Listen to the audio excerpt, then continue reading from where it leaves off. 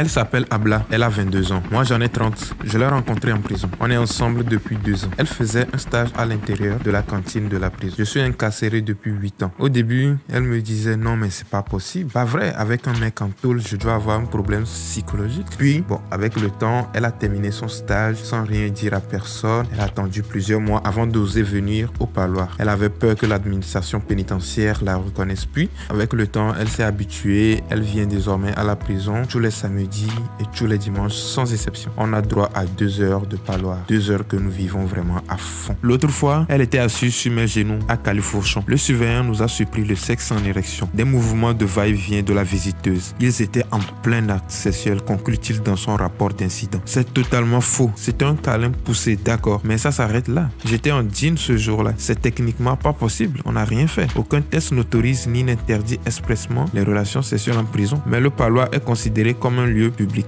Cette fois-là, le surveillant n'a rien voulu savoir. La sanction est tombée. Suspension du permis de visite pendant 1 mois, puis 2 mois d'isiaphone. Ces parloirs séparés par une vitre plexiglas comme dans les séries américaines. L'humiliation ultime quoi. Depuis ce jour-là, à la prison, tout le monde parle de nous. Vexés, nous avons contesté la sanction devant le juge. L'avocate a plaidé la disproportion de la punition. L'interdiction d'entrer en contact physique, de s'enlacer et de s'embrasser revêt une gravité bien plus importante encore en prison qu'à l'extérieur. Le juge a balayé l'argument, rappelant que les parloirs n'étaient pas des espaces privés et que le fait de s'exposer à la vue d'autrui des actes obscènes constitue une atteinte à la pudeur. Mais la question de fond n'a pas été abordée. Sanctionner un individu en le privant de liberté, est-ce aussi l'interdit d'amour et de chair? Vous allez halluciner de voir le nombre de femmes qui attendent devant les parloirs. C'est un truc de fou. Comme Abla, il y en a plein. Des mères, des sœurs, des amoureuses aussi. Les femmes des détenus, on n'en parle jamais ou très peu. Pourtant, on en a beaucoup à dire. Elle m'avouait que j'étais tellement romantique,